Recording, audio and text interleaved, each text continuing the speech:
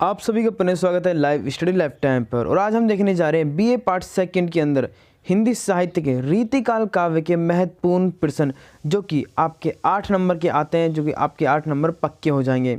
मतलब आपने अगर हिंदी साहित्य का पेपर देखा है तो आपके बीए सेकंड के अंदर यानी हिंदी साहित्य के अंदर आपका एक प्रश्न ऐसा आता है जिसके अंदर आपको 6 प्रश्न दिए होते हैं और बोला होता है कि निम्नलिखित में से किन्हीं 4 प्रश्नों को हल कीजिए, और वो 4 प्रश्न 2-2 नंबर के होते हैं, यानी कुल मिला के वो प्रश्न आपके 8 नंबर के होते हैं। और सबसे अच्छी बात ये होती है कि उन प्रश्नों की जो उत्तर सीमा शब्द होती है वो होती है मात्र 20 शब्द, यानी कि आपको मात्र 2 लाइन के अंदर उत्तर देने होते हैं और वो प्रश्न आपके राइट हो जाते हैं और आपके 8 नंबर पक्के हो जाते हैं। तो वो सभी प्रश्न आपके बीए सेकेंड में जो आ सकते हैं मोस्ट उन सभी को हम देखने वाले हैं। कुल मिला के मात्र 30-32 क्वेश्चन है जो कि आपके पेपर में आ सकते हैं और ज़्यादातर पूछे जाते हैं। तो इन प्रश्नों को रट लेना। मैं पुनः बता दूं, ये सभी प्रश्न मोस्ट इंपोर्टेंट होने वाले हैं। प्रश्नों को जरूर रट लेना, चाहे आप कितना भी पढ़ो, लेकिन प्लीज़ मेरे कहने पर इन क्वेश्चनों को पेपर में देने जाने से पहले एक बार जरूर पढ़ के जाना। आपको इनमें से आधे से ज़्यादा क्वेश्चन आपको पेपर में देखने को मिल जाएंगे। तो चलिए शुरू करते हैं बिना किसी देरी के। शुरू करने से पहले अगर आप चैनल पर नए हैं, चैनल को सब्सक्राइब कर लें, वीडियो को शेयर करें और लाइक करें बीए से रिलेटेड वीडियोज़ के लिए। तो देखिए पहला प्रश्न आता है हमारा, यहाँ पे मैंने प्रश्न और उत्तर दोनों आपके लिए हैं। ये कौन से प्रश्न हैं? ये अति लघुरात्मक प्रश्न आपके आते हैं, जो कुछ मिला के 6 प्रश्न आते हैं, जिनमें से आपको 4 करने होते हैं और ये टोटल अंक होते हैं 8। ठीक है, मात्र 2-2 लाइन के उत्तर। अगर 1 मिनट में भी अगर आप 5 मिनट के अंदर इस वीडियो को देख लेते हैं और इस आंसरों को याद कर लेते हैं तो आपको ज़रूर इनमें से इन 4 क्वेश्चनों में से कम आपको 2 या 3 क्वेश्चन देखने को मिल जाएंगे, क्योंकि अधिकतर इन्हीं क्वेश्चनों को पूछा जाता है रिपीट करके, और ये सभी प्रश्न महत्वपूर्ण है आपकी आगामी परीक्षा के लिए। तो देखिए पहला प्रश्न आता है हमारा, रीतिकाल को कला का काल किसने कहा था? तो रीतिकाल को कला का काल रामशंकर शुक्ल रसाल ने कहा था। बस इसी तरह के छोटे छोटे क्वेश्चन जो आपको याद करने हैं। अगला प्रश्न देखिए, आचार्य रामचंद्र शुक्ल ने रीति ग्रंथकार कवियों के वर्ग में किस कवि को रखा था? तो उन्होंने बिहारी जी को रखा था। उत्तर हो गया, आचार्य रामचंद्र शुक्ल ने रीति ग्रंथकार कवियों के वर्ग में या फिर श्रेणी में बिहारी जी को रखा था। अगला प्रश्न देखिए, नगेंद्र जी ने रीतिबद्ध कवियों को कितनी श्रेणियों में विभाजित किया है? तो जो हमारे नगेंद्र जी हैं उन्होंने 2 में विभाजित किया था, एक आचार्य कवि और एक काव्य कवि, यानी कि नगेंद्र जी ने रीतिबद्ध कवियों को 2 श्रेणियों में विभाजित किया है, एक आचार्य कवि और एक काव्य कवि, याद रखिएगा। अगला प्रश्न देखिए, रीतिबद्ध कवियों ने किस परंपरा पर काव्य रचना की है? तो इसका उत्तर हो जाएगा, रीतिबद्ध कवियों ने संस्कृत की परंपरा पर रसगुण दोष, नायिका भेद, नवसिख वर्णन, अलंकार आदि लक्षणों के निरूपण हेतु काव्य रचना की है। अगला प्रश्न देखिए, रीति मुक्त वर्ग में आने वाले प्रमुख कवियों के नाम लिखिए। तो रीति मुक्त वर्ग के अंदर जो कवि आते हैं वो देखिए, रीति मुक्त वर्ग के अंदर धनानंद, आलम, बोध, ठाकुर आदि कवियों के नाम प्रमुखता से लिए जाते हैं।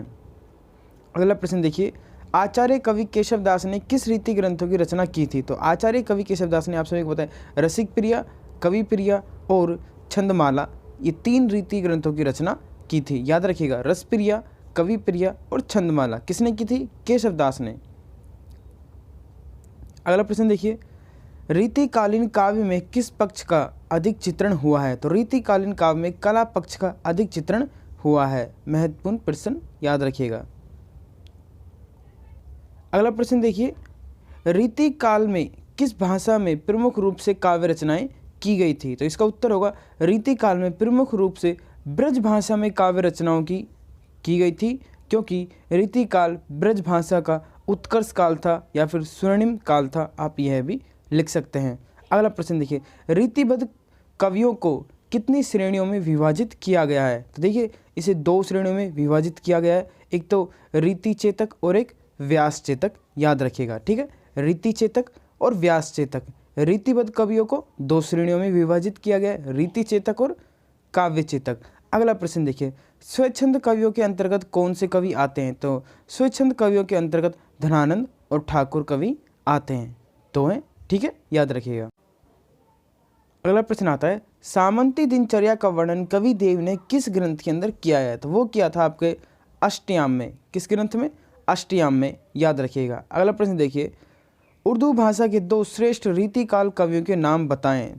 उर्दू भाषा के 2 श्रेष्ठ रीतिकालीन कवियों के नाम पूछ रहा है, तो उर्दू भाषा के 2 श्रेष्ठ रीतिकालीन कवियों के नाम हैं कवि मीरा और गालिब, याद रखिएगा, कवि मीरा और गालिब। अगला प्रश्न देखिए, रीतिकाल के मुख्य प्रतिपाद विषय कौन से थे, ये पूछ रहा है, तो 2 थे आपके। देखिए, काव्य शास्त्र के नियम का अनुशीलन और सामंती जीवन का चित्रण, याद रखिएगा। अगला प्रश्न देखिए, कवि भूषण की रचनाओं के नाम लिखिए। कवि भूषण जी की रचनाओं के यहाँ पे नाम लिखवा रहा है वो, तो इनकी 3 हैं। एक तो है शिवराज भूषण, शिवा भवानी तथा छात्रसाल दशक की रचना की है, याद रखिएगा। अगला प्रश्न देखिए, पन्ना घर की किन्हीं 3 रचनाओं के नाम लिखिए। जगद्विनोद, पन्नाभरण और गग्गल लहरी, याद रखिएगा। अगला प्रश्न देखिए, किस कवि की रचना काल भक्ति काल और रीतिकाल के संधि स्थल पर पड़ता है, तो इसका उत्तर हो जाएगा सेनापति कवि का रचना काल भक्ति काल और रीतिकाल के संधि स्थल पर पड़ता है। अगला प्रश्न देखिए, रीतिमुक्त कवि किसको माना, याद रखिएगा, ठीक है। विशुद्ध प्रेम मूलक रचना करने वाले काव्य लक्षणों के प्रदर्शन से दूर कवि को ही रीतिमुक्त माना गया है, ठीक है। 2 महत्वपूर्ण बातें याद रखनी है आपको, विशुद्ध प्रेम मूलक और काव्य लक्षणों के प्रदर्शन से दूर रहने वाले। अगला प्रश्न देखिए, रीतिकालीन कवि रसलीन का पूरा नाम बताते हुए इनकी प्रमुख रचनाओं के नाम लिखिए। तो उनका पूरा नाम था सैयद गुलाम अली। रसलीन का पूरा नाम था सैयद अली गुलाम अली, और इनकी प्रमुख जो रचनाएं वो हैं अकदर्पण और रस प्रबोध, 2 इनकी प्रमुख रचनाएं हैं, याद रखनी है।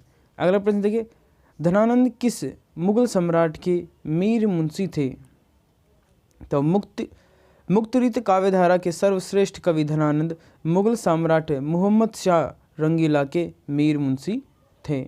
अगला प्रश्न देखिए, रीतिकाल का साहित्य किन भावनाओं से प्रेरित माना जाता है, तो रीतिकाल का साहित्य विलासिता, अलंकरण की प्रवृत्ति, चमत्कार प्रदर्शन और भ्रम प्रदर्शन की दरबारी भावनाओं से प्रभावित माना जाता है।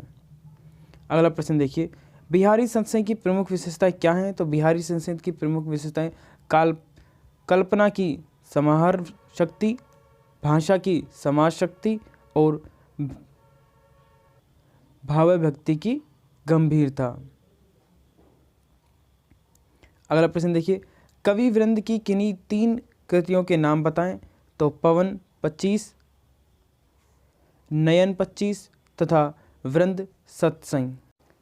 अगला प्रश्न देखिए, क्या रीतिकाल को किसी धारणा पर स्वर्णकाल कहा जा सकता है, किस धारणा पर, किस आधार पर, कुछ भी बोल सकते हैं, ठीक है।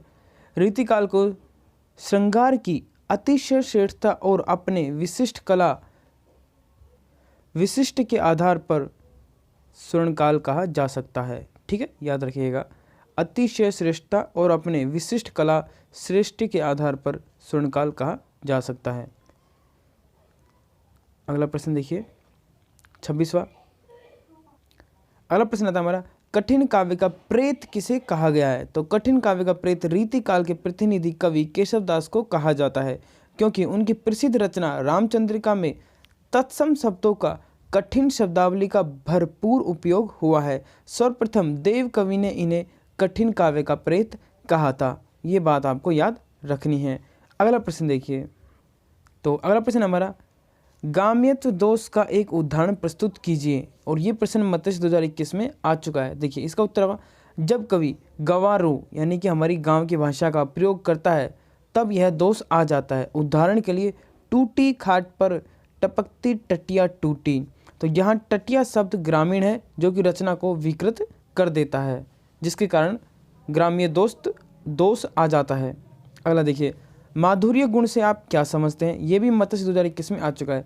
जिस काव्य रचना के पढ़ने या सुनने से पाठक या श्रोता का हृदय द्रवित हो उठता है वह माधुर्य गुण होता है, जैसे कि हमारे हरी हारिल की लकड़ी। अगला प्रश्न देखिए, अगला प्रश्न है, भूषण की प्रमुख 4 काव्य रचनाओं के नाम लिखिए। तो देखिए 4 कौन कौन सी है, शिवराज भूषण, शिव भवानी, छात्रसाल दशक, भूषण उल्लास और भूषण हजार। ये इनकी 4 प्रमुख काव्य रचनाएं हैं। अगला प्रश्न देखिए, संयोग श्रृंगार से आप क्या समझते हैं? जहां नायक नायिका के मिलन की अवस्था का वर्णन किया जाता है वहां संयोग श्रृंगार होता है।